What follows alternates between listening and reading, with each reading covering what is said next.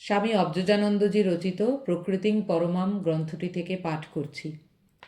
উড়িষ্যার কোঠার 1317 বঙ্গাব্দ। শ্রী শ্রী মা বলরামবাবুদের দেবালয়ে অবস্থান করছেন তখন। সে সময়ে কটক থেকে একটি তরুণ কোঠারে মায়ের আগমনের খবর কোনো সূত্রে জানতে পেরে তাকে একটিবার শুধু দর্শনের অভিলাষ নিয়ে সেখানে গিয়ে উপস্থিত হন।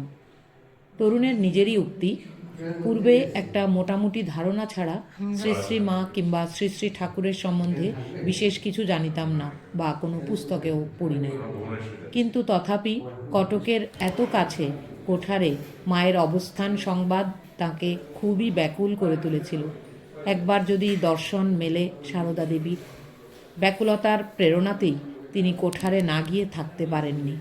কিন্তু আশ্চর্য ব্যাপার এই যে কোঠারে পৌঁছানো মাত্রই তার সে ব্যাকুলতা কোথায় বিলীন হয়ে গিয়েছিল। নিজেই তিনি বলেছেন, সেখানে পৌঁছিয়া আর আমার এতটা ব্যাকুলতা ছিল না। অব্যাকুল মনও তাই দর্শন আকাঙ্ক্ষাকে কিঞ্চিত মন্দীভূত করে দিয়েছিল তাঁর।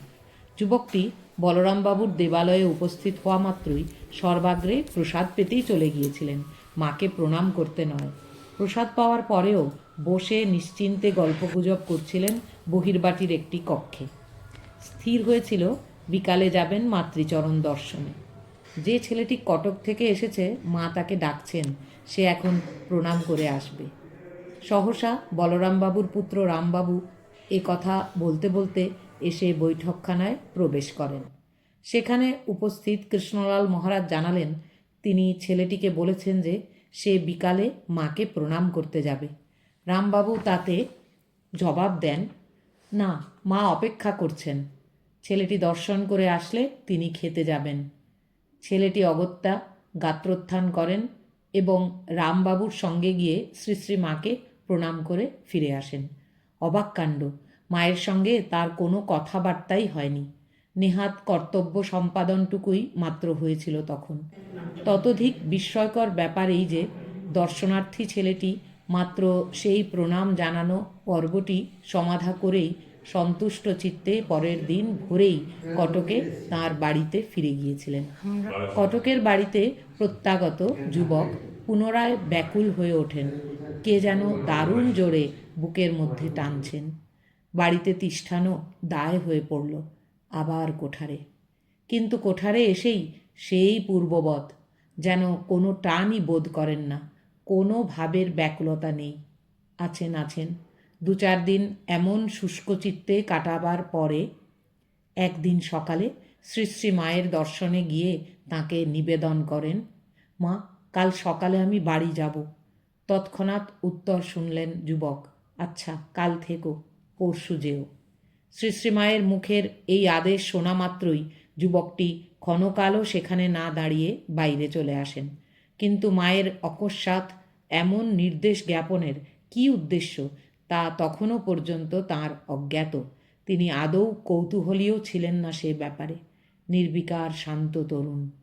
হঠাৎ চমকে ওঠেন যুবক। জনৈক সাধু তাঁকে জানিয়ে গেলেন, তোমার উপর মায়ের দয়া হয়েছে, কাল সকালবেলা স্নান করে নিয়ে প্রস্তুত থাকবে। দয়া? সে আবার কি? কিছু বুঝতে না পেরে যুবক চুপ। যা হোক, সাধু বাক্য শিরোধার্য করে পরের দিন তিনি খুব ভোরে উঠেই স্নান ইত্যাদি সমাধা করে নিয়ে একা একা বসে আছেন বৈঠকখানা ঘরে। বৈকুণ্ঠবাবুকে তাঁকে মা ডাকছেন। রাধু দিদি আচম্বিতে বৈঠকখানায় এসে এই কথাকটি জানিয়ে গেলেন। দিশাহারা যুবকের তখন সম্বিত এলো। বলে উঠলেন, আমারই নাম বৈকুণ্ঠ, আমি মায়ের নিকট যাব। রাধুর তীব্র স্বর, হ্যাঁ, এসো, এ ঘরের ভিতরে এসো। শ্রী শ্রীমা বৈকুণ্ঠকে দেখেই বলে ওঠেন। রাধুর কাছ থেকে ভরসা পেয়েই যুবকটি চলে গিয়েছিলেন মায়ের দ্বার প্রান্তে। বৈকুণ্ঠ অভয় আমন্ত্রণ লাভ করে ঘরের ভিতরে গিয়ে মায়ের চরণ সকাশে উপনীত হন। কিন্তু প্রণাম নিবেদনের আগেই শ্রী শ্রী মা তাঁকে জিজ্ঞাসা করেন, তুমি মন্ত্র নেবে? উত্তর, আপনার যদি ইচ্ছে হয় দিন, আমি কিছু জানি না। মা বলেন, বেশ, বসো এখানে। বসা মাত্রই মা জানতে চান, তুমি কোন দেবতার মন্ত্র নেবে?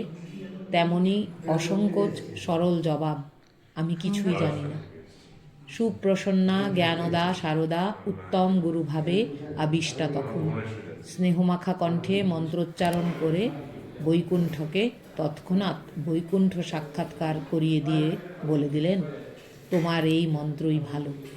বৈকুণ্ঠের দীক্ষালাভ হয়েছিল এভাবেই 1317 বঙ্গাব্দের মাঘ মাসের সপ্তমী তিথিতে।